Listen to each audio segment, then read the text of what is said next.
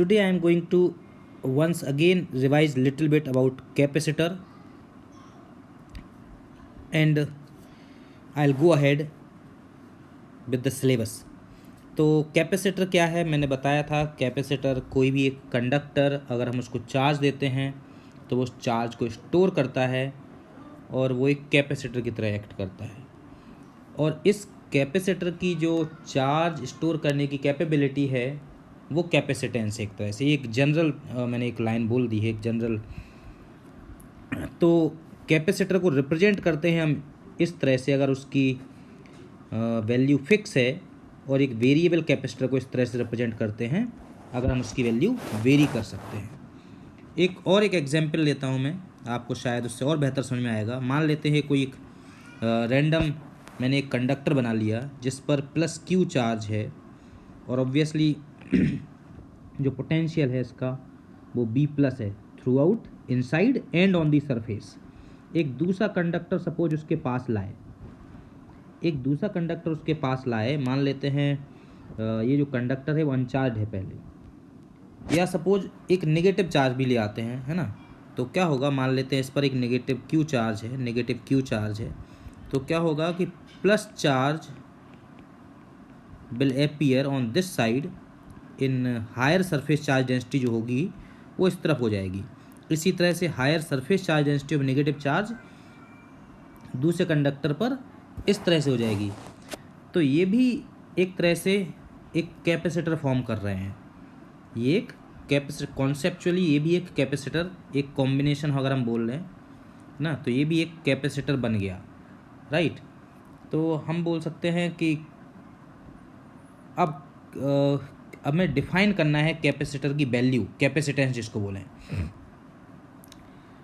Capacitor में usually दो conductors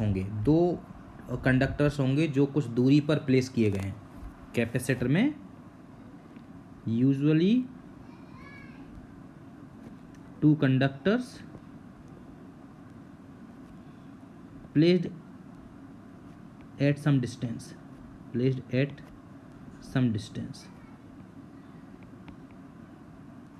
ठीक है। तो इस तरह से होता है। अब अगर ये मान लें कि इसका पोटेंशियल V प्लस है, इसका पोटेंशियल V माइनस है, तो जो पोटेंशियल डिफरेंस होगा दोनों के बीच में, जो बीच में, जिसको मैं V लिख देता हूँ, it will be equal to V plus potential difference. तो यही होता है, ओके। और एक बात और है, चार्ज ऑन कैपेसिटर, और चार्ज ऑन कैपेसिटर का मीनिंग ये बिल्कुल नहीं है कि प्लस क्यू और माइनस क्यू, क्योंकि मैंने बोला ये दोनों मिलके एक कैपेसिटर बना दिया, इन दोनों कैपेसिटर बना दिया, इन दोनों प्लेट्स ने मिलके, इन दोनों कंडक्टर्स ने मिलके। तो चार्ज ऑन कैपेसिटर का मीनिंग ये बिल्कुल नहीं है कि हम प्लस क्यू और माइनस क्यू कर दें। चार्ज ऑन कैपेसिटर जो है वो क्यू ही माना जाएगा, ठीक है ना। तो for a given capacitor,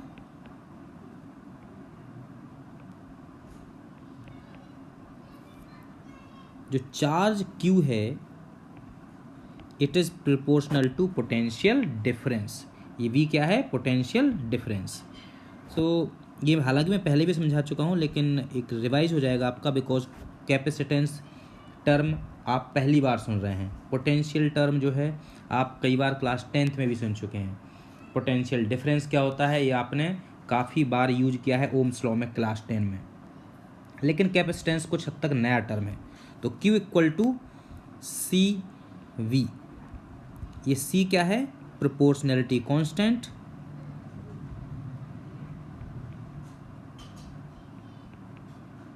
C है आपका प्रोपोर्शनैलिटी कांस्टेंट।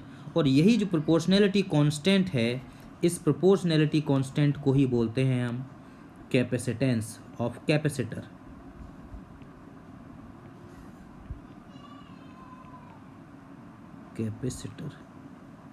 फाइन। तो एक आसान सा कैपेसिटर बनाते हैं हम, जो सबसे और इसकी यूनिट जो है मैं पहले भी बता चुका हूँ, चलो आज फिर से लिख देता हूँ। यूनिट जो है इसकी, SI यूनिट जो है वो है फेरड, SI यूनिट है फेरड, एंड हम उसको कैपिटल F से रिप्रेजेंट करते हैं। 1 farad is obviously equal to 1 coulomb per volt. ठीक है, तो इतनी बात आपको आई होप समझ में आ गई हो। अब इसके आगे हम एक कैपेसिटर बना लेते हैं, एक कैपेसिटर बनाते हैं अब।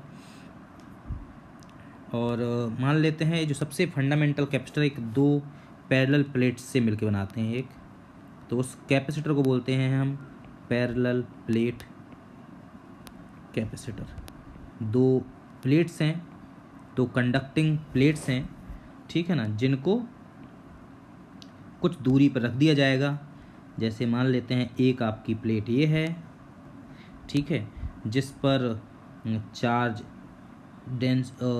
है +Q, ठीक है, और दूसरी प्लेट जो है कुछ दूरी पर है उससे, इस पर चार्ज है -Q।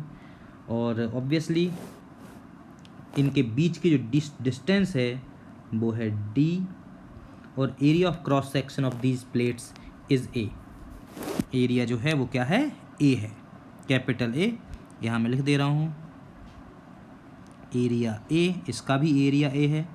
दोनों आइडेंटिकल प्लेट्स हैं, बस एक को पॉजिटिव चार्ज दिया गया है और दूसरे को नेगेटिव चार्ज दिया गया है, और दोनों प्लेट्स के बीच में क्या है, वैक्यूम है या एयर है, ठीक है ना। तो simplest and most widely used capacitor है।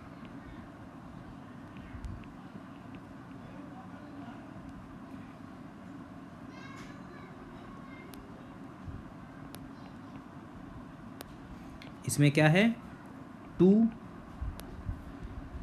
पैरेलल प्लेट्स, इसको मैं दूसरे कलर से लिख देता हूँ, आइडेंटिफाई करने में आसानी रहती है। 2 पैरेलल प्लेट्स, ये प्लेट्स हैं जो लार्ज होनी चाहिए। अब मैं ये इस बात को बाद में समझाऊंगा लार्ज क्यों, क्योंकि अभी आपको बोलूँगा तो सोच रहे होंगे क्यों लार्ज। 2 प्लेट्स लार्ज हों और ये पैरेलल प्लेट्स प्लेन हों, plane parallel plates large, separated by a very small distance, ये डिस्टेंस स्मॉल होना चाहिए, separated by a small distance. And obviously ये जो पैरेलल प्लेट्स हैं ये कंडक्टिंग बॉडी की बनी हुई हैं, कंडक्टिंग मटेरियल की बनी हुई हैं। ये बाय डिफ़ॉल्ट आप मान के चलिए, लिखना इसमें मिस हो जाता है कई बार, तो कंडक्टिंग मटेरियल की बनी हुई है, ठीक है। Area of each plate is A,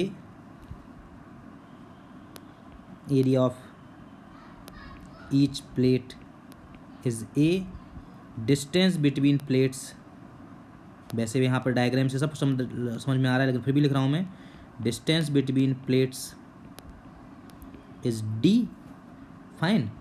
और चार्ज डेंसिटी अगर लिखनी है हमें, तो charge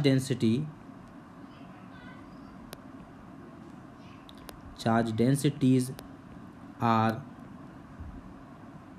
+Q by A and -Q by A। इस +Q बाय A को मैंने बोल दिया प्लस सिग्मा और -Q बाय A को माइनस सिग्मा। तो ये चार्ज डेंसिटीज़ हैं इस प्लेट की और ऑब्वियसली इस प्लेट की, ठीक है ना। तो ये दोनों चार्ज डेंसिटीज़ हो गई आपकी, और इस तरह से ये जनरल टर्म्स हमने डिफाइन कर लिए। अब इसके बाद जो नेक्स्ट बात है जो हमें समझनी है, इलेक्ट्रिक फील्ड।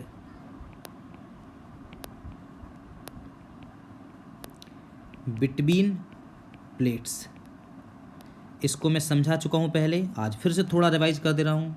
ये 2 प्लेट्स हैं, ठीक है ना, और इस पर प्लस सिग्मा चार्ज डेंसिटी, इसकी माइनस सिग्मा चार्ज डेंसिटी।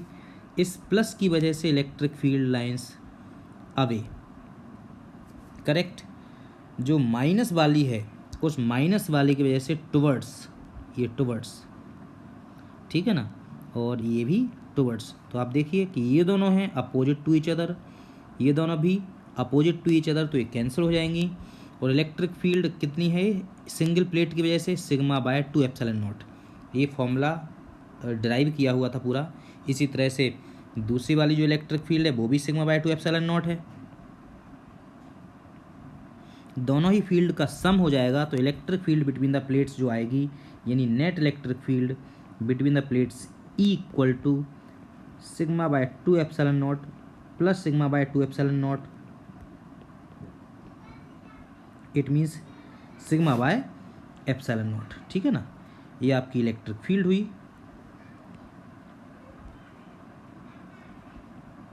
ये इलेक्ट्रिक फील्ड हुई बिटवीन द प्लेट्स। फाइन।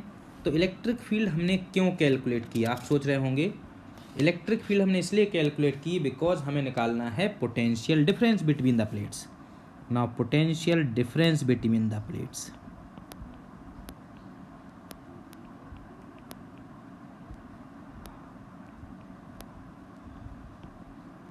अब आपको एक फॉर्मूला याद हो अगर कि फॉर्मूला कौन सा था, वैसे अभी तक आपके शायद दिमाग में आ गया हो। We know D V equal to E D R. We know D V equal to E D R. D V क्या है, potential difference between two points in the direction of electric field जो D R distance पर है, और minus ये indicate करता है कि जो पहला पॉइंट है जो पहले है और जो दूसरा पॉइंट है जो इलेक्ट्रिक फील्ड की डायरेक्शन में है ना, जैसे मान लेते हैं ये इलेक्ट्रिक फील्ड की डायरेक्शन है, ये दो पॉइंट्स हैं, ये ही दूरी है डी आर। ये पॉइंट्स है लेटर से ए, ये पॉइंट है बी। ठीक है ना, तो जो ए पॉइंट है और बी पॉइंट है, ए का जो पोटेंशियल होगा वो ज़्यादा होगा, बी का पोटेंशियल कम होगा। ठीक है ना, तो इस तरह से है। लेकिन अगर हमें सिर्फ मैग्नीट्यूड चाहिए पोटेंशियल डिफरेंस का, सिर्फ मैग्नीट्यूड चाहिए है, तो हम लिख सकते हैं इसको modulus of D V equal to simply E D R. सिर्फ ई डी आर वैल्यू ले सकते हैं। तो पोटेंशियल डिफरेंस जो है वो डी वी को हम वी और ई और डी आर मीन्स डिस्टेंस अगर इंटीग्रेट करेंगे जो दोनों के बीच की डिस्टेंस डी है तो आएगा V equal to E D. That means electric field, इसको और थोड़ा सा बड़ा लिख दे रहा हूँ, वैसे तो ज़रूरत नहीं है लेकिन ठीक है, समझ में शायद और बेहतर आ जाए, इससे याद रहेगा। Electric field multiplied by distance between plates. तो इससे क्या मिला हमें, potential difference between the plates. ठीक है ना, तो V equal to electric field कितना है, सिग्मा बाय एप्सिलॉन नॉट, और D है distance. So this is the potential difference between the plates. ध्यान रखिए, पॉजिटिव प्लेट हायर पोटेंशियल पर है, नेगेटिव प्लेट लोअर पोटेंशियल पर है। ठीक है, तो अब निकालें capacitance. We know capacitance C is equal to Q by V. We know this. Q means charge on the plates. Charge क्या होगा, Q equal to sigma A, correct. और V क्या है, E जो अभी अभी निकाला हमने, sigma D divided by epsilon. तो ये टर्म जो है बनेगा हमारा C equal to epsilon naught A by D। अब एक लाइन और देखिए, मैंने पहले स्टार्टिंग बोला था कि एरिया ज़्यादा क्यों होना चाहिए प्लेट का। ये देखिए, because C is directly proportional to area of cross section और इन्वर्सली प्रोपोर्शनल टू डिस्टेंस। तो डिस्टेंस अगर दोनों कंडक्टर्स के बीच में, दोनों प्लेट्स के बीच में कम होगी तो C is directly proportional to A and C inversely proportional to D. तो एरिया ऑफ प्लेट अगर हम बढ़ाएं तो हमारा कैपेसिटेंस बढ़ेगा उस कैपेसिटर का। डिस्टेंस बिटवीन द प्लेट्स घटाएं तो भी कैपेसिटेंस बढ़ेगा। इसीलिए कैपेसिटर में स्टार्टिंग में ही मैंने लिखा था कि टू प्लेट्स प्रेफरेबली लार्ज। अगर नहीं भी लेंगे लार्ज तो कुछ तो कैपेसिटेंस आएगा ही, ऐसी कोई बात नहीं है, लेकिन फिर भी याद रखने के लिए आपको, क्योंकि क्वेश्चन बनते हैं कि कैपेसिटेंस कैसे बढ़ाएं, separated by a small distance. तो ये जो फॉर्मूला आया, ये आया पैरेलल प्लेट कैपेसिटर का कैपेसिटेंस क्या है, this is the capacitance of a parallel plate capacitor. Capacitance of a parallel plate capacitor. ठीक है ना, जो कि हमारे लिए बहुत ज़्यादा इम्पॉर्टेंट है। अब इसमें आप एक चीज़ और नोटिस करिए कि सी जो है वो एरिया पर डिपेंडेंट कर है और डिस्टेंस पर बिटवीन द प्लेट्स। ये बिल्कुल भी डिपेंडेंट नहीं है पोटेंशियल पर। ये कैपेसिटेंस बिल्कुल भी डिपेंडेंट नहीं है चार्ज पर, इलेक्ट्रिक फील्ड पर। तो कैपेसिटेंस किस पर डिपेंडेंट है? Dependent, C is dependent only on shape and size and also epsilon naught. इसका मीनिंग क्या हुआ? Medium surrounding. इसका मीनिंग ये हुआ कि it depends on, that is C also depend upon medium surrounding plates. तो इसके बारे में मैं नेक्स्ट अपना जो वीडियो बनाऊंगा उसमें बात करूंगा। आज इतना ही है इस वीडियो में। तो thank you, please prepare this. Channel को ज़रूर सब्सक्राइब कर